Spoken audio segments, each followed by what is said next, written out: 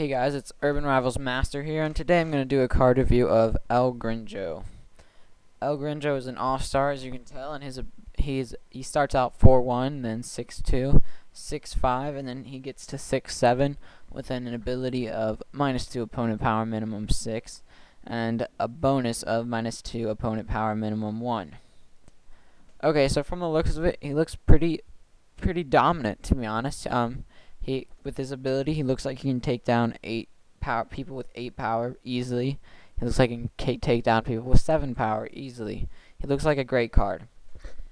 Now, that's first look. Now, I've actually played with El Gringo because my very first clan when I was just starting the game was All Stars, and El Gringo was the card that I wanted. I'm sure beginners can compare to this, can relate to this. When you were building your first deck, there was always a 5-star that you really wanted, and you couldn't afford it. You could never afford it. Back then, he was about 2,500, but I still could not get that money. And when I did, oh my gosh, I was so excited, so excited. Then I got him, and I played with him. At first, I thought he was the best thing in the world. Thought he was the second coming of God or something like that. But after a while, I got used to him, and I realized that he really isn't quite as good as I thought. Now, the reason I'll tell you all why right now. Because put him with SOA or an SOB. Either one, he gets killed. Say he goes against an SOA, then he doesn't have his ability. So a guy with 8 power that has SOA and then any ability that affects attack or anything is going to kill him. And also because if he has SOB, he'll still get you to 6 power, but then you have to outpill. And outpilling sucks because he's 5-star. You got to always pill more.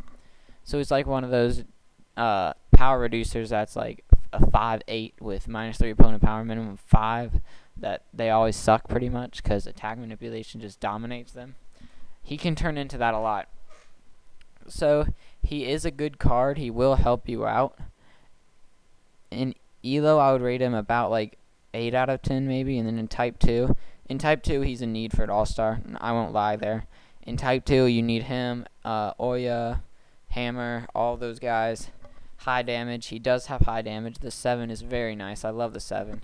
7 damage is good for all-stars because they have a lot of 5s. All-stars, if you haven't noticed, they have a ton of people who do 5 damage. And it is, Lord, it is annoying when you are using all-stars.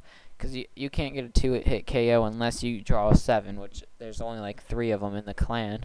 So it's difficult. But El Gringo, thankfully, is a 7 damage. He is a good card. He will...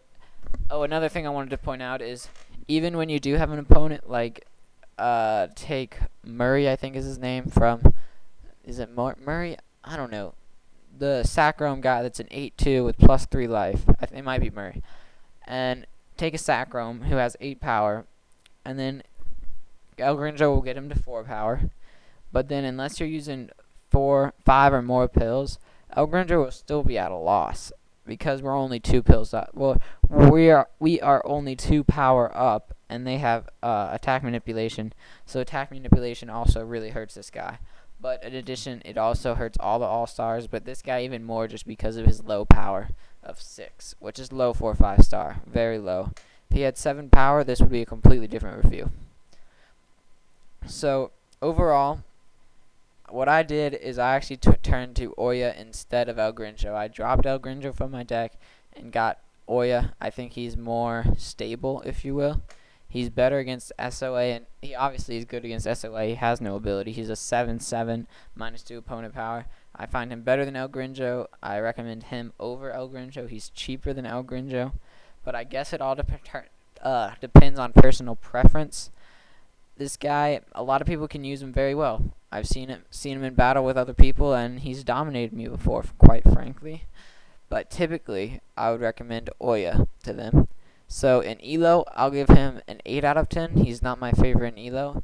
In Type 2, I will give him a 9 out of 10, because he is important for All-Star Type 2. But not important for Elo. Elo, there are better all-stars and cheaper all-stars, so beginners, or really anyone, if you're looking for a 5-star staple in the all-stars for Elo, do not look at El Gringo to keep that hole for you. Thanks for watching, comment, subscribe, and again, he's a good card, but not worth the money if you are looking for one 5-star in all-stars. Thanks.